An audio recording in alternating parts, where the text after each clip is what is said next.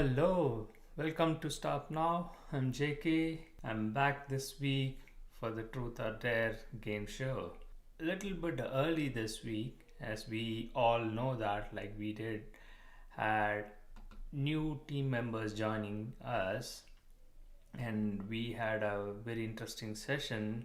And I wanted to play that out, the recorded session between Nate and Jason, and also we had more interesting interviews and talk shows being recorded. Meanwhile, when we get a chance with any callers this week to play the Truth or Dare, I will go and play out this regular talk show. I'm Nate, and we have a very special show for everybody out there this week because we get to bring in a new team member, a new family member, so to speak, and it's somebody who's not a stranger. You've seen this person on the show before, but I guess we're gonna make this thing official. Let's bring Jason onto the program. Jason, how are you this week? Doing well. How are you guys doing? Good. Of course, we've got JK with us as always. Yes. I'm the backup man. So welcome, Jason. We are very excited to onboard you on our team and to be part of Stop Now. And you are going to host the shows, and you will be part of my special call-in game show as well. I need help. You'll be the co-host for that, and maybe you can help Melissa and Nate as well in their shows. Yeah. Looking forward to it. Looking forward to it. All right, let's jump into it. And what do we got today to discuss? Yeah, so I guess we could kind of pick up the conversation we were having off mic or off air. We were discussing just kind of, I guess the overall topic, the umbrella of it would be allyship, Jason, and just kind of how do you help a group that you are not necessarily part of, but as a good human being, like we all should want to help our brothers and sisters, regardless of what kind of categorization they might fall in. I don't even know if that's a word, but we'll go with categorization. Yeah, well, because the thing that we were discussing before this was, we come from different perspectives here, and we come from our own little individual civil rights struggles, which ultimately are all under the same umbrella. Because when you look at the same root causes of all the civil rights struggles, they're tied to a handful of things. And usually we're distracted, so we don't take that under advisement, and oftentimes we carry on biases that are not in our interest or our responsibility, and we carry them for other people, and they serve to distract us. And so what we're talking about was, whether it's from the Black perspective or LGBT perspective, the person outside the community coming in full of enthusiasm. And is it a matter of performative activism, or is it just a matter of just some awkwardness because they would like to help, but they're not embracing the one word that they really should, which is relax. We're glad that you're here. Yes. You're part of this. We accept you as you are, and you don't have to show off. I know that you're feeling the need to just be galvanized and energetic, and you want to get stuff done. And there's some of us old timers who have been around a while that understand that passion, and we're glad for it. So, but it also sometimes the conspicuous nature of it can come off as awkward, and I don't know. That's a really interesting thought to take. Where when is it performative activism? And performative activism is the type of activism where it's very superficial. You might march in one rally. You'll put a frame around your social media picture, or maybe a filter on your social media picture. You'll wear the t-shirt, and that's as far as you go. Like, for example, one thing out there right now, a lot of middle class and upper middle class whites are engaging in social justice book clubs. It's like, I'm glad that you're reading something, but two quick questions, and this is the real question. When the black family moves in a couple houses down the street, are you gonna start looking around at real estate apps? And then additionally, the guess who's coming to dinner, Yep. what's gonna happen when your son or daughter starts dating someone of another race? How is that going to affect you? And we have the enthusiasm, which is great, but I'm just stream of consciousing this right now. But how much of a responsibility is on our shoulders to integrate the the well-meaning outsider in, to say, just relax, we are glad that you're here. Yeah. You don't have to feel like you have to impress us. Just, you're one of us. Just calm down, and we're glad that you're here. Welcome to the party, and we'll let you know what we need. Well, I guess I would say, Jason, and I know this phrase is often used in a derogatory fashion, but I would use it like explicitly in the way that it's written, and that is know your role, right? Like, everybody's got a part to play in the fight for justice, in the fight for equality, in the fight for what is right. And so, yes, like, we love the enthusiasm, because I think every movement needs that kind of refreshing enthusiasm that comes a lot of times from new people and also young people. But to your point, like, there's a lot of people that have been doing this fight for a long time, and the person with the new blood, with the fresh energy, your role is not to come in and usurp the people that have been doing the work. You can learn from those people, and they can learn from I think there's a way where I can learn from you and you can learn from me, but at the same time, like, there is a role and a position that must be played. Like, on a basketball court, everybody can't play point guard, because you're not going to win the game, because nobody's playing defense in the post. So in these movements, I think, Jason, like, and I guess specifically I'll speak to when our white brothers and sisters come into, like Black Lives Matter, or the fight for, voting equality and voting rights. I feel like we appreciate you. We appreciate that you are, standing beside us, but it's not about you, right? It's not, at the end of the day, it's not about how this makes you feel, even though, yeah, it's cool to have that good feeling.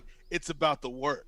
And I think that's the line that separates performative activism from somebody that's actually out there.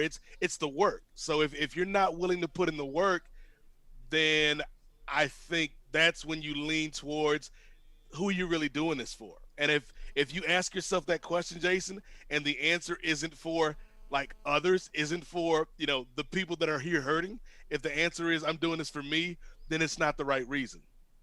Mm-hmm. Yeah, well, along those lines, then within a community and within a struggle for agency and dignity, we have generational issues where Yep. I've read plenty of stuff from the Black Civil Rights Movement about two separate issues. Number one, the young generation not understanding, but correspondingly with that the young generation having a different moral standard and criticizing the older folks who were taking to the streets when even, basic, I guess I'll call them, amenities and comforts of a decent, fulfilled social life, such as voting, et cetera, et cetera. Criticisms of the older activists. And that's another wonderful conversation to get into of, it's the new generation, it's their responsibility as well. But how do we bridge older folks and younger folks as things go on? Because of course, I don't know exactly what it's like in the Black community, but for white people, especially younger white people, and of course, you don't have the same civil rights applications because you have the dominant culture that has the lion's share of privilege and wealth and social mobility. But there's that one term that's floating around, and this would be really interesting, in the Black community, is the term "okay boomer" really available? Like, it's funny because I think in the Black community, it's interesting because I feel like, and maybe I'm generalizing here, Jason, but I feel like there's a bit more respect, if not reverence, for our elders than, when like my white friends. Like, I feel like there's a bit more respect paid. Now, it doesn't mean we don't question our parents or our grandparents or those that came before us, but I do feel like there's a bit more respect paid, and maybe it's just because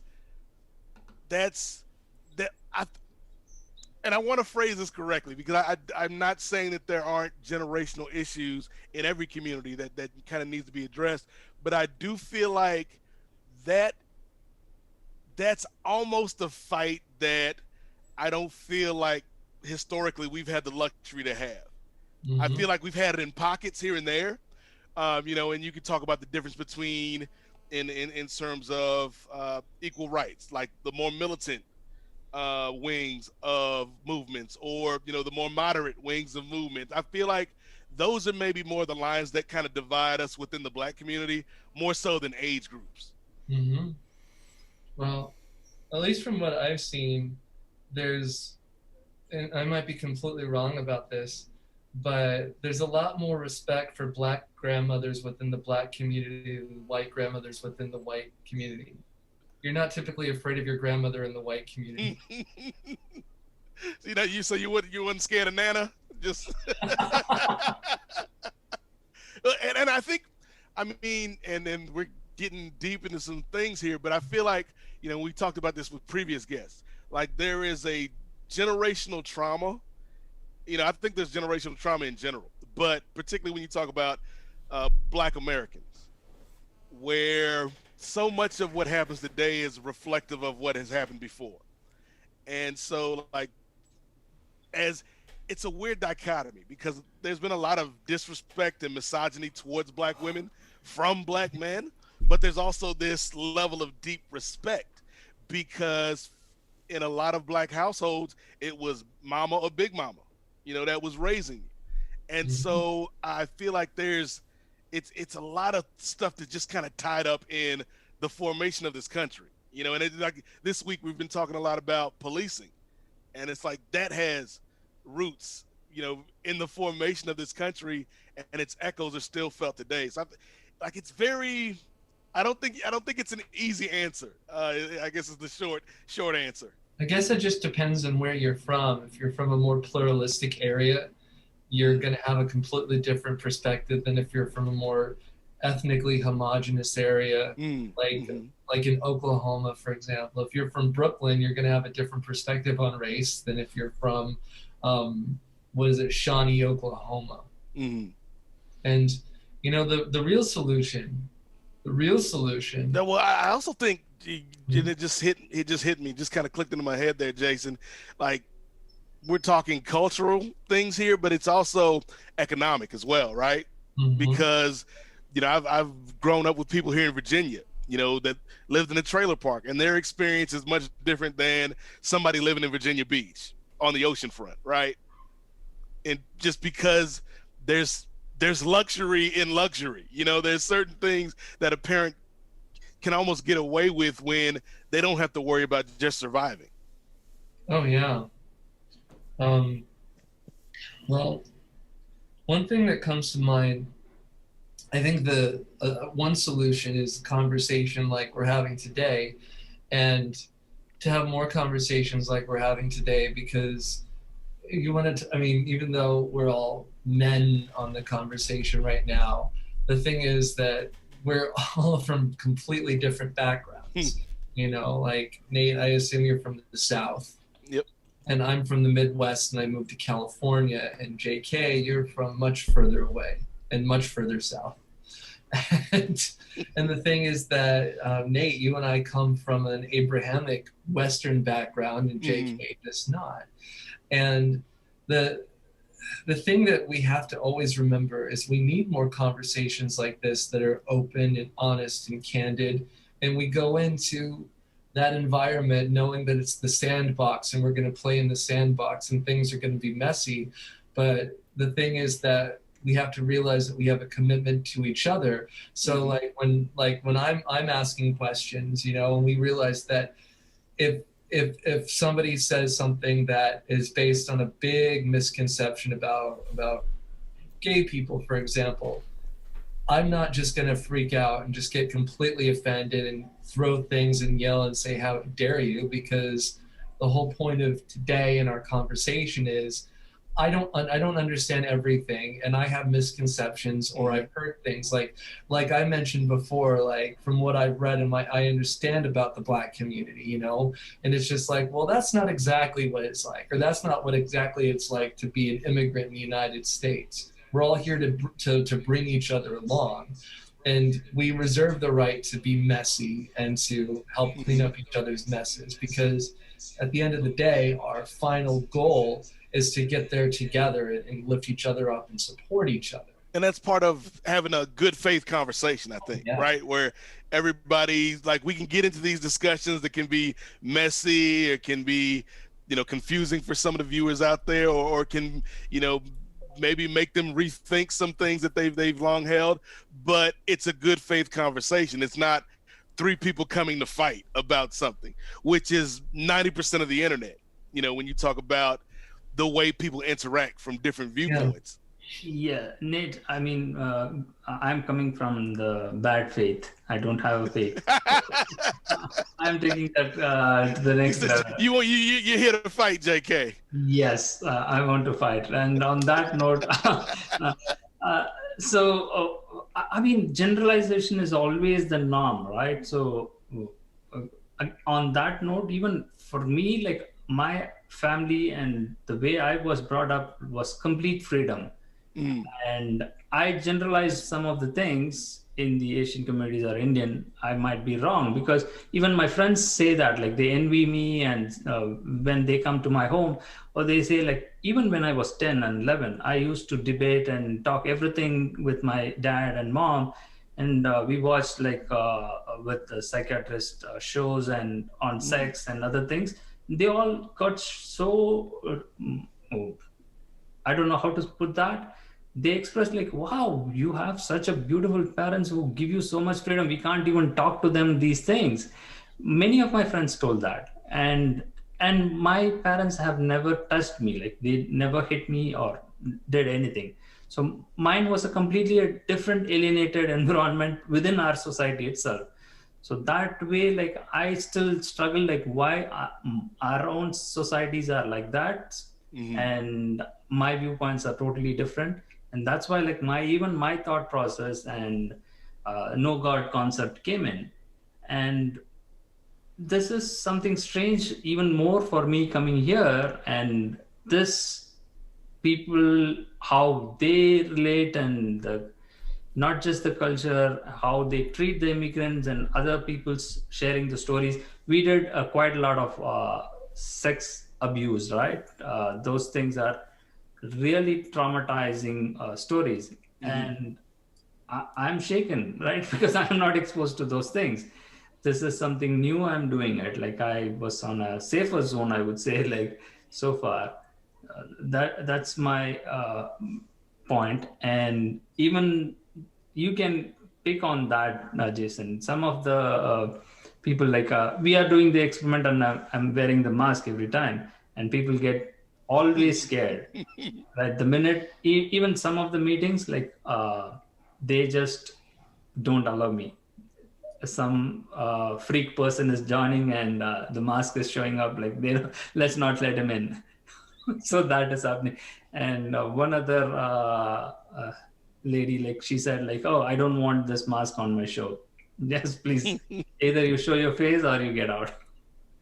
That's that. They could say, we can't, if we're monetized, we can't have this because this is from the movie V for Vendetta. So change your mask or get off. But yeah, life is not a spectator sport, and we should never endorse the idea that you should be protected from ideas that you don't like. We should endorse the idea that You are a human being, and part of your birthright of being a human being is the right to voice your opinion. And of course there are specific limitations where if someone is deliberately verbally assaulting you, if someone is deliberately harming you.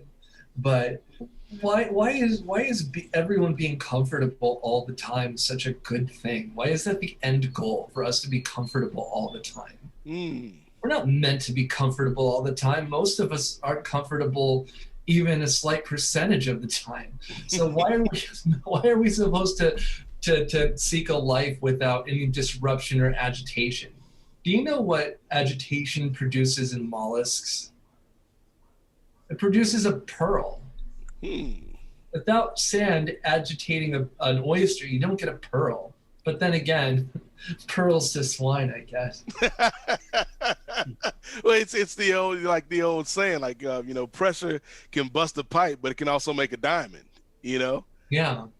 And so I think when we kind of talk about the way that we interact, and I think this kind of ties into what JK was saying too about people's upbringings. There's so much wrapped up in it when we speak about America, because I think part of it is this generational issue that you brought up earlier, Jason, where the way people interact now is much different. And I'm not even talking about just the internet, but the openness that people have when they interact is much different than it was in the 80s or the 60s or the 40s, and so we have more access to what people are thinking now than we ever had. And I think there's a backlash that has come with that, where some people just either want to, be left in the dark and don't want to hear other ideas, or, you've got people that are on the other end of the spectrum, and it's like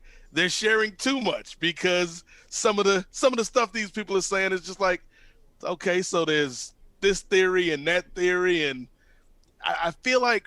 You mean conspiracy theory? Yes, yeah, like the conspiracy theories and things of that nature, where it's kind of like, okay, like let's pump the brakes before you write a manifesto about this, and let's kind of unpack this. Like, why do you feel this, and this? But I don't think people want to get too deep into the conversation. It's very surface level, a lot of these discussions that we see, Jason. Yeah, well, there's another problem, and I think this is a huge problem. Twitter is Twitter, Facebook is Facebook, but we have a whole host of people being socialized to assume that they have to have an opinion on everything, and that they have to talk about that lack of opinion on everything, and they have to constantly be engaged with every single issue, which is just a matter of reaction. Nobody does their homework. And it's so boring to listen to somebody who doesn't do their homework, who just spouts off something just off the top of their head without actually considering what they're saying. They don't spend any time to think about it. They don't spend any time to challenge what they're thinking about. Like, I had a thought, and I'm trying to get. I had the privilege of having an amount of time to be able to do this, a few years ago, and I'm trying to get back to that. But I had this thought that if you're gonna write on something, you should read 10 books about it. If you're gonna write about something, you should read 10 books about it. And there's 3 books and 7 news articles, a couple opinions, a couple contrary to what you think. Read another perspective or several perspectives, and read some objective material. And if you're going to write about something, you should at least read 10 sources before you write, so you can consider it. And then if you want to talk about something, you should write 10 things. And so right then and there, you have a source of 100 things, 100 sources that you've read on something from different perspectives, objective, different people's perspectives.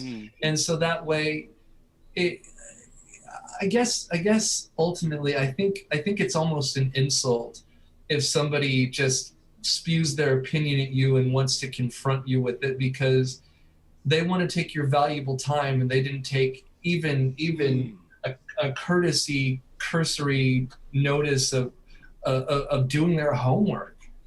They want to take your time so they can show you their reaction, like their mom posting it on the fridge with a little magnet. It's just like, don't waste my time if you haven't actually thought about what you're going to say.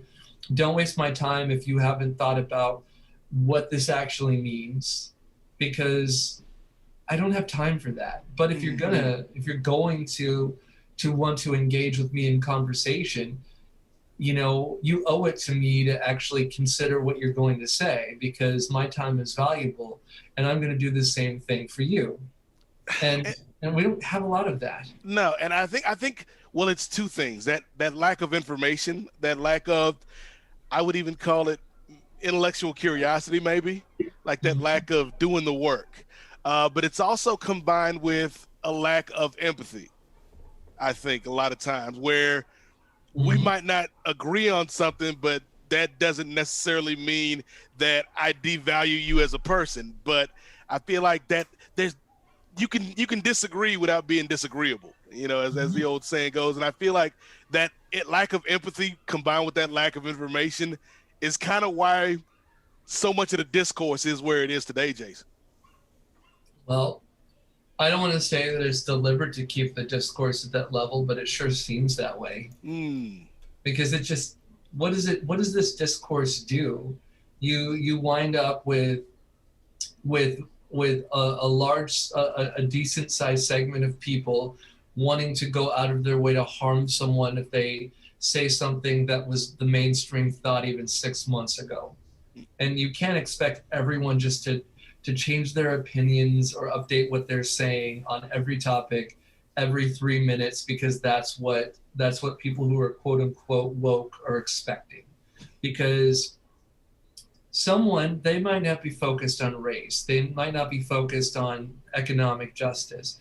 They're busy raising their kids, they're busy working a job, and if they say in the middle of a pandemic, no less. Yeah, they say something because they think it's funny, and from where they're culturally at, it might be, but it might be behind the times, and people go out of their way to say, I'm going to damage you because I'm getting positive social sanction for damaging you.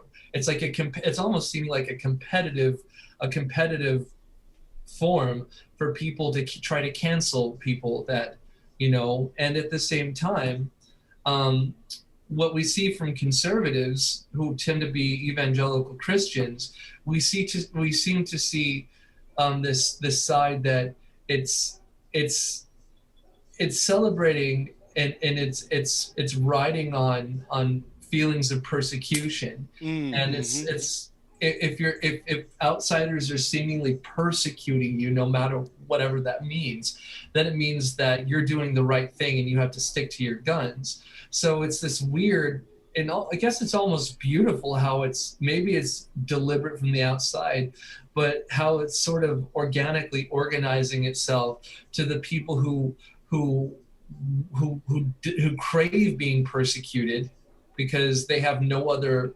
restrictions and persecutions in their life for the most part. And they have this other group who seems smug and seems inappropriately telling them what to do, persecuting them, and then they're reacting, which causes this other side. So it's this team sport, this moral righteous indignation. And the thing is, it's just like, shut up, just shut up. You guys have missed the point entirely. You're not seeking to understand each other. And I can't understand a fascist. Well, where are they fascistic? On a couple political opinions? They don't even vote regularly. They have no real control. And there are certain sources that you can look at that actually are harmful. For example, the NRA or the fishing industry. I don't know. I haven't had the time to look into how accurate it is, and it may be accurate, but there was a provocative, highly biased, but at the same time highly provocative documentary on Netflix recently called Seaspiracy, about how it's not plastic straws that are contributing to the greater amount of plastic pollution in the sea, but it's the fishing industry. And then it tried to tie how these anti-plastic straw organizations have funding from these organizations that label things as sustainable seafood. And it's also really interesting that any group that has the arbitration over what is positive and negative, if it's a outside private organization or an outside religious organization, right then and there, if one group has the power to determine if something is not just practically correct, but morally upstanding, this seems like that should be the first source that we place suspicion to. And with this, it's, you know, I don't want to say that it looks like it's this deliberate putting us against each other, but it sure seems that way. It seems to bear all the hallmarks of a movement to keep people from actually realizing where the sources of our tension are. Because if you look at history, you know, the only way to prevent revolution in the agrarian South was to turn poor whites against poor blacks, saying that, you know, you're the only thing that's saving you is the fact that you economically disenfranchised sharecropping whites are better than the economically disenfranchised sharecropping blacks because you're white, so you're superior. And it's just thinking about it, you know, even going back to the start of the country, do you know why we have the Constitution that we have? Do you know why we have this Constitution and this government? Do you know why we have this Constitution from 1787 when we had a Constitution from 1777? Do you know why the change happened? I just want to share for this, like for my show, and ask you guys what is your take on. Right, we are doing this social experiment, right? You both know that, and by now, and I will play out this video, the interview that I gave. Before that, like I wanted to share this copy of it, right? Nate knows this as well. You can see that, like, not just on the phone conversation. I have even recorded that phone conversation. I'll play that out in a while. So this was the context, right? So for even, I don't know whether it is legal or not. We have to check with attorney, or maybe Jason, if you are an expert, you can answer that. For submitting my resume to a client, right? From the K-Force, this recruiter, she called me and said like, oh, nice speaking with you. Please provide your GC copy. So she asked about my experience and all those things, blah, blah, blah. And what is this position about? And everything was discussed about how much will be the rate, what is the contract, and all those things. And then she said like, you are just submitting my resume, right? And you don't know like whether I'm going to get selected or not. Even before that, like they are violating the rules by asking me to provide a green card copy. I said like, why do you need my green card copy? Is it not illegal? Is it not discrimination? And the cool answer she gave me was, oh, we do all this time. We just want to validate. You might be faking. How do I know that? So just because you don't have trust, you have issues in sorting it out, you are doing illegal things. And she was saying like, oh, if you are not comfortable, you just redact some of the information. I just need to see your face and the validity date, whether you are allowed to. And obviously she even asked about my social security number and also date of birth, everything. All right. Everyone knows that like what is going on. And this is what she mentioned, right? And literally she gave it in writing saying that like, please don't forget to share the copy. You can redact it some if needed. I can't push you until I do get that copy. So what do you have to say about this? LinkedIn needs to have greater vigilance. LinkedIn needs greater vigilance because while I'm not dealing with H-1B visas, I know that from my I'm on LinkedIn right now and looking for opportunities and just trying to network. And how many emails do I get every day from cold calling? And I've received phone calls, and I don't even remember having my phone number on LinkedIn. And it's just nuts. How did they get my number? And they call me even saying, oh, I'm the secretary of blah, blah, blah. He wants to talk to you about this opportunity. And you know that I'm not a software engineer, so, and I'm not looking for customers. Oh no, but he needs to talk to you about this opportunity. No, just take me, stop calling me. Well, it's really important he talk to you. Well, then he can call me himself or write me an email. If it's important, he knows how to get in touch with me.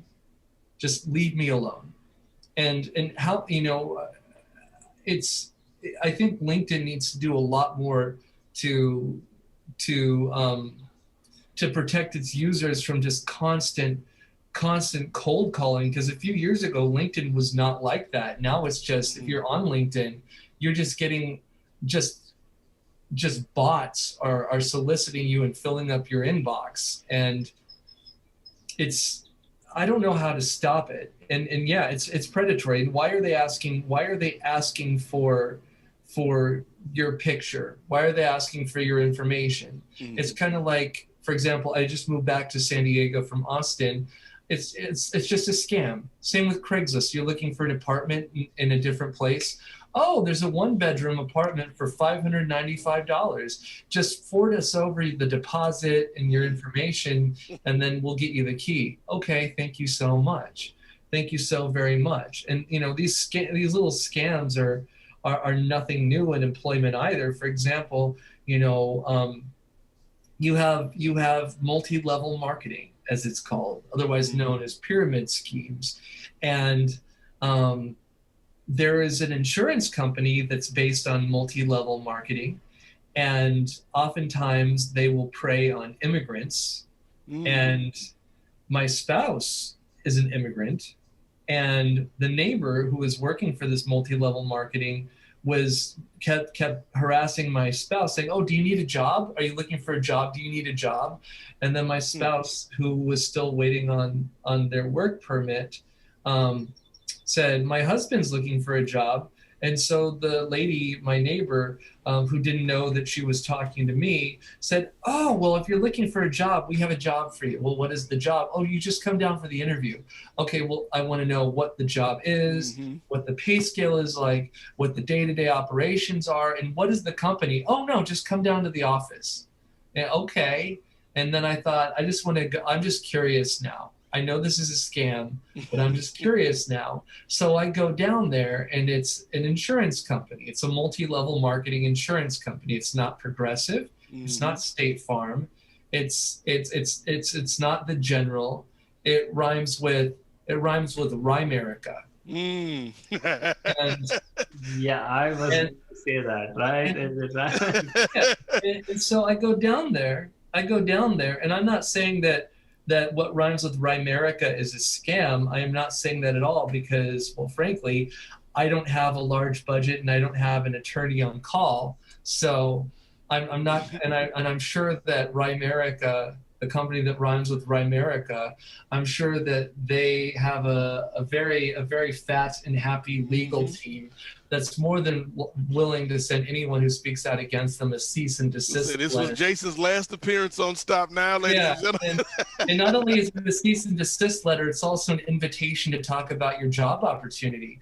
And you show up and they say, oh, well, there's a formula. When you're working for somebody else, you can make only so much, but here your earning potential is absolutely unlimited, and you get to be your own boss, and you get to create a team, and then within 6 months you could be making $100,000 a year, and you can quit your job. And so you know what I did? Because right then and there I'm like, okay, well, you're not telling me exactly what my job is going to be. Additionally, in my job interview presentation, the room is full of prospective clients you're trying to sell insurance to. And I had my name tag on. And Glendale, California is a majority Armenian town. And so this big heavyset Armenian guy with a chain and an open shirt with a tan blazer with lots of gray chest hair, completely bald. He's coming up at me at the meeting, and he says, "Oh, so what are you here for? Oh, what are you here for?" And I said, "Oh, I came for the free food." And then he said, "What?" I said, "Yeah, I came here for the free food."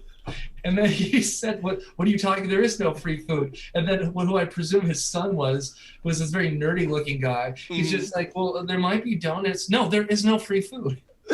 It's just like he's no doubt. He said, "Hey, Josh, what are you looking for?" I'm like, "No, James." He's James. What are you looking for? It's like my name tag's right there. He's like, "James, what are you here for?" "Oh, I came for the free food." And then it's just that's funny. So welcome, Yes. Jason. I mean, let me play this audio for you guys. This before we wrap this and see like who's the end client? I talk. So you get me started. Just submitting it, right? And once the project is confirmation is done for background verification, I can provide. Who needs? K-Force needs my GC copy? Yeah. Ask K-Force to call me. Like somebody like from K-Force has left a voicemail. I tried to reach them back. They're not picking up. So I will talk to them.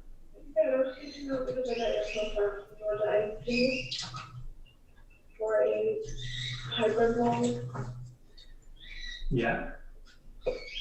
And I just had a couple quick questions to ask you. Are you willing to catfish? Yes. Are you willing to relocate? Yes. Are you going to start a new position? In 2 weeks? And you have 13 years experience? Yes. Okay, great. And then I know Georgia IT mentioned that you were a green card holder. If I shoot you over an email, can you send me that green card copy? Why do you need the green card copy now? You have to validate it as an immigration specialist, and have to validate all work authorizations before you send it to the client. Okay, but I can provide that like during background verification. Background will be done, right? Or yes, but what I'm saying is that we have to check work authorizations before we send candidates in case they end up having a faulty work authorization and that comes back to offer stage. We have to check before they get sent. oh, okay. Is it legal? Yeah, I mean, I do it for every candidate that I have, of course. I would not ask you for something that is not needed. It is my eyes only, so no one else is seeing it.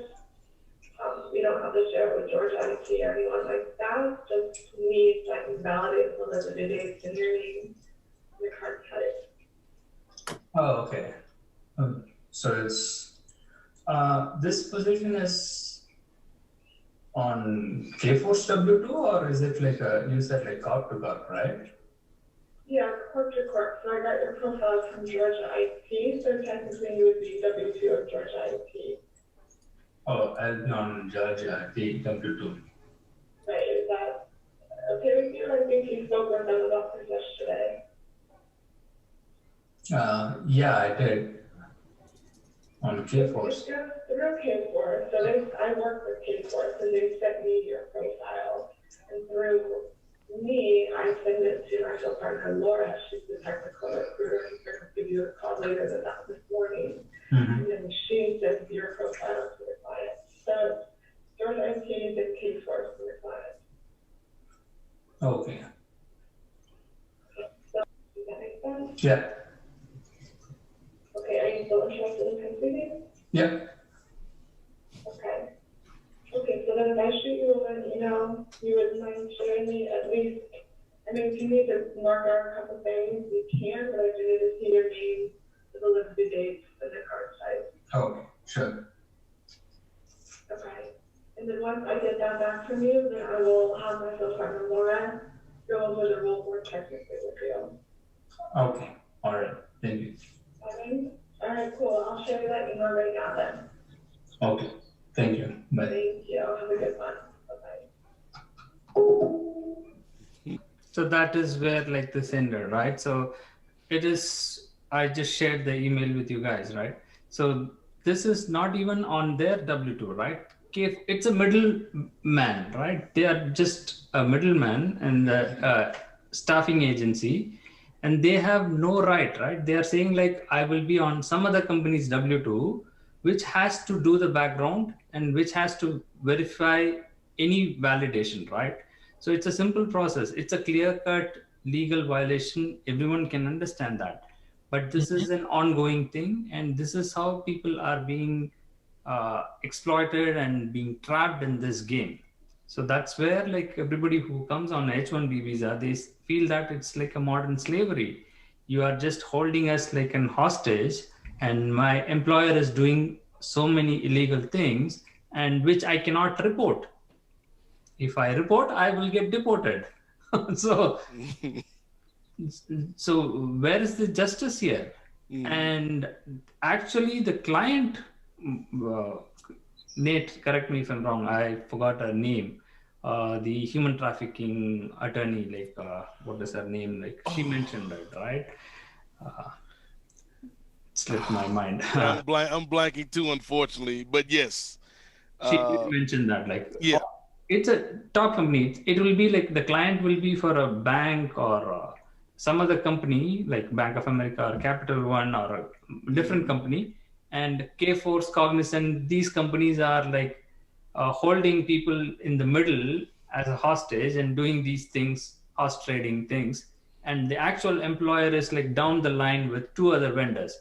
And even in this call, it said like Georgia IT, some other company, and on which I have to go on W-2 if I'm on a green card. If I'm on H-1B, then again, there will be another layer and my actual sponsor who will hold my payroll.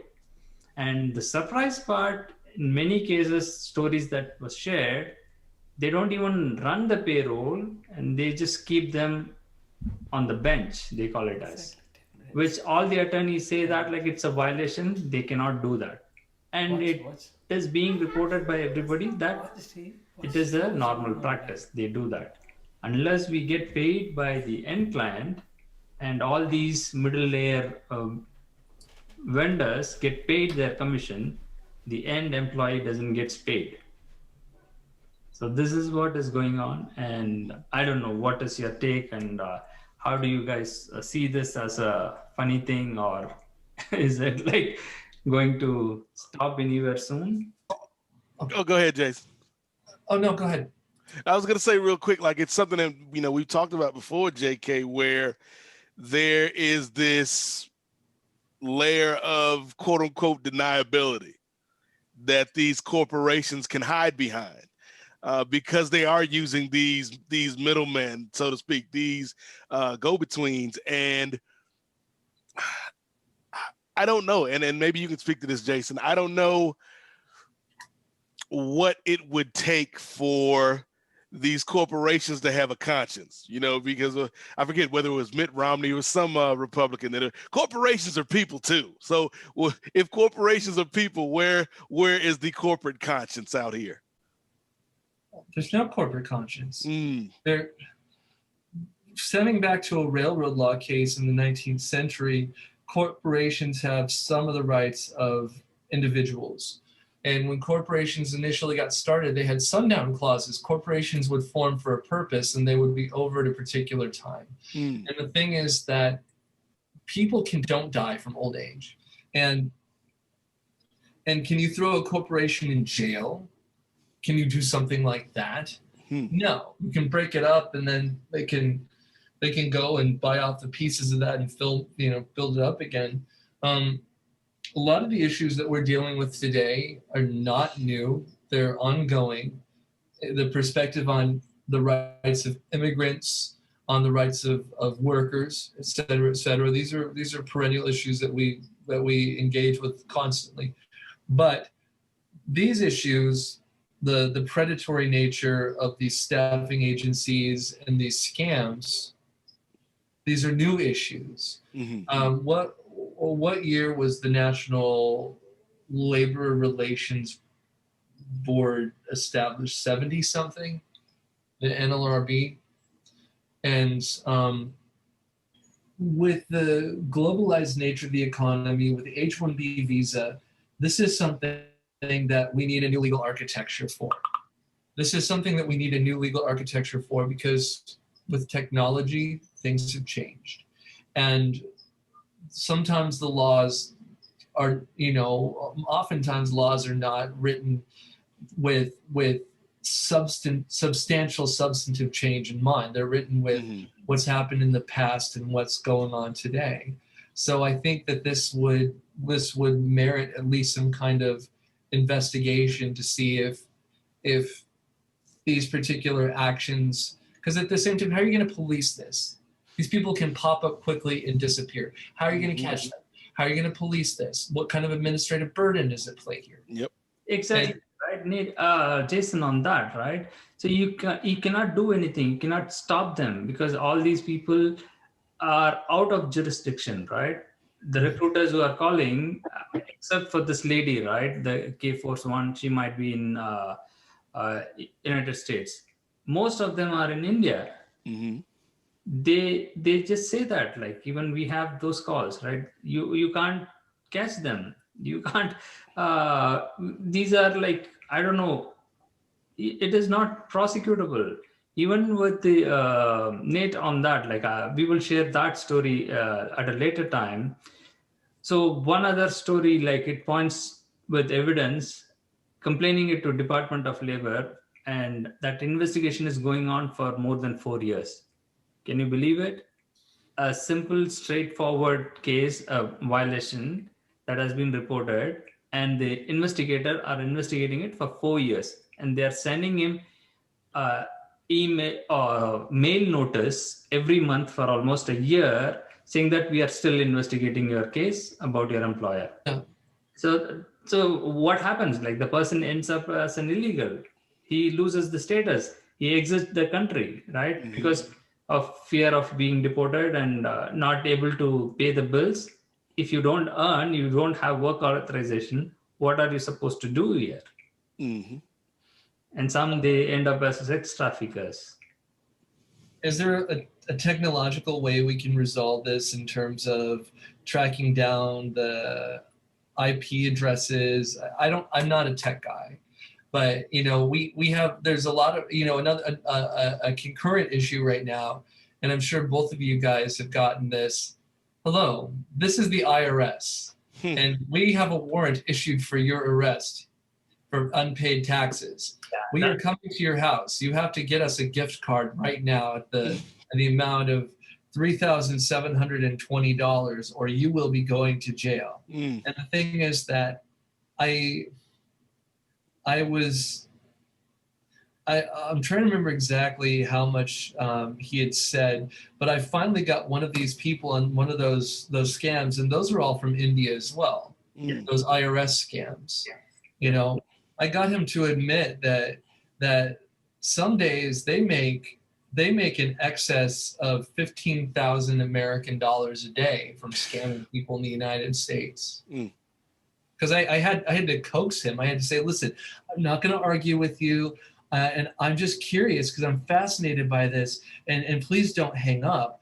I just want to know how often do people actually give you money, and how much are you bringing in a day? I'm not going to argue. I know that this is going to take time away where you're going to be scamming people, but I'm just curious how well does this actually work?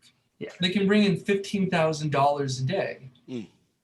Sure, that's with the usual amount of like $3,500. That's like 4 or 5 people, and they're calling for 8 to 10 hours a day out of a call center in central India.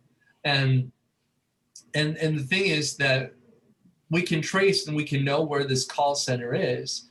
And, this would also require some kind of international effort between India, but, both in India and the United States, where corruption is completely unknown in India.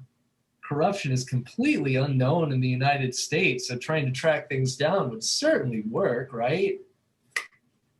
Yeah, this all points way above our pay grade. So I don't know what we are trying to do here. Maybe we'll take a pause and break. And again, Jason, welcome aboard. Thank you.